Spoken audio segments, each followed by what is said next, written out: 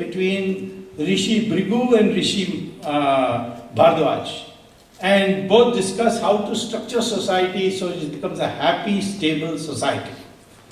And Brigu says the only way happiness can come in a society if the four sources of power are, decentralized. There is no one person has more than one source of power. So Bharadwaj says, what are those four sources of power? He says, knowledge, weapons, wealth, land. So naturally, he said that these four should be separated. Those who specialize in knowledge cannot have weapons, cannot have wealth, cannot have land. Those who have weapons cannot make a decision to go to war, cannot give punishment to the people. He has to defer to those with knowledge. That's how the Varna Vyavastha came. But it was not based. But it was not based on birth, you see. That's where the degeneration has taken place. Today I have sometimes people coming from, one day once a man came and said, Swamiji, you must do something about Brahmins, they are suffering. I said, are you a Brahmin? He said, yes. I said, where do you work? He said, I'm executive director in Bata Shoe Company. I said, I am not a Brahmin. So the original idea was discipline. And it was not birth. If it was birth, you tell me, how did Veda Vyasa, who was the son of a fisherwoman, become a Maharishi and write the Mahabharata? How did Valmiki, who was a child of the Dalits, he became a Maharishi and wrote the Ramayana? How did Kalidasa, who was a hunter, become the Maharishi and became the poet of poets? How did Vishwamitra, who was born in a Kshatriya family, become the Rishi of Rishis? Even the gods used to be afraid of him. This has got nothing to do with birth. And if you are a Brahmin and you broke the law, you were punished. For example, Ravan was a Brahmin, and because he committed the crime of taking away Sita, he was punished and killed by a Kshatriya king. And the Brahmins didn't say, oh, this Kshatriya killed one of us Brahmins, so let us now finish him off. There was no such identification. It was a discipline that had to be observed. And that Vaishyas who earned wealth, they were not to get social status on the basis of their wealth, but on the extent of their philanthropy.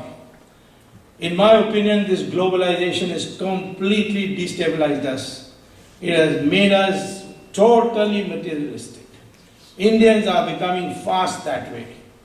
They have lost these old values, and that is why corruption is increased with economic freedom and with economic reforms.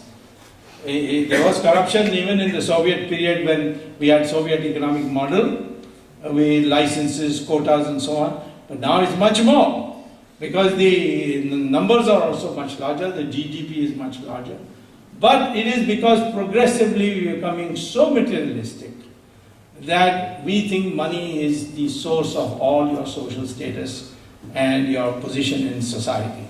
But that has to change. We have to go back where we regard the pursuit of education, sacrifice, which Mahatma Gandhi represented, which today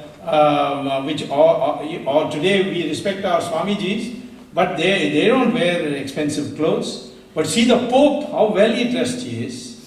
In fact, the American student told me that our leader must be dressed in the best suit with the best tie, otherwise we won't even look at him. And you can see the mullahs in Iran, how well dressed they are. But look at our most prominent sadhus. They have hardly anything on their body except a piece of cloth. This is the tradition that must be brought back. And that tradition, if it comes back, then we're happy. The world is coming around to that. After all these Americans going to India for peace means that process, they have also accepted that. But we who created this tradition, this wonderful system, have forgotten about it. If that comes, long run, India will abolish corruption. I can tell you that India was not a corrupt society 500 years ago. There were Chinese travelers who came, they have written books. Vasco da Gama, he has written a book. There are so many visitors. Mark Twain came, he wrote a book. All of them say one thing, very honest people, they don't even lock their houses when they go out. What happened to us? Where have we lost it all? It's no use blaming foreign invasions in the past anymore. Now it is because of this crass materialism that has taken root in our mind, that money is everything, wealth is everything. That changes, then in the long run we'll be safe. Short run, you don't worry, I'm not going to give up no matter what.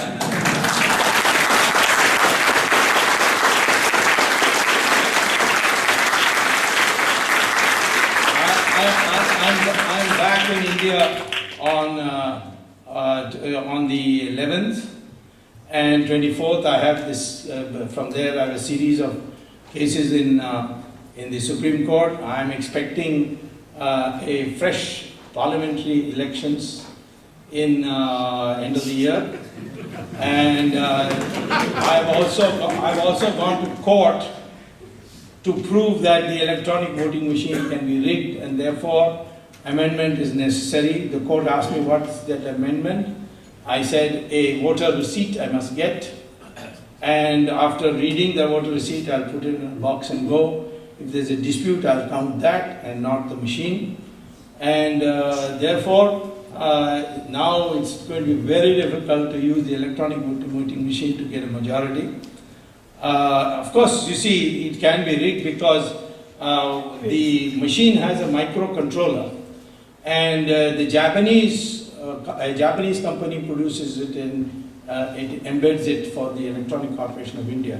So I contacted the Japanese company and I said, this microcontroller, is it the best quality you produce? He said, yes. I said, do you use it in Japan? He said, don't be silly. In Japan, we don't believe in electronic voting machine. We use ballot papers. England uses ballot papers.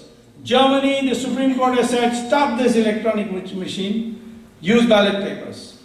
India has brought in, they claimed originally in court, oh, the world over, there is demand for our electronic voting machine. So I filed asked the court to give them a list of countries which are buying our electronic voting machine. I know which names came: Venezuela, Nigeria, Mauritius, and Malaysia. These countries do want to rig the election, I think, and that's why nobody else wants to buy it. Electronic voting machine has been responsible for rigged elections for the last two elections, 2004 and 2009, and the next election should not be rigged. That I thank again the court for directing the election commission to give a voter slip. The election commission has now finally agreed, and therefore I think we will in the next election get a government which will be not the usual thing that you know. There are so many forces which are now working together, including the sadhus and sannyasis have come out in the field. They have a huge following. So altogether we will have something new, like in 1977, a Janata Party was created by JP, something new will come. And I hope that through this political process also, along with the cultural renaissance, that we go back to those values where we do not place money as the end of all, as everything. That system will make India once again, like it was 500 years ago, a corruption-free country. Thank you very much.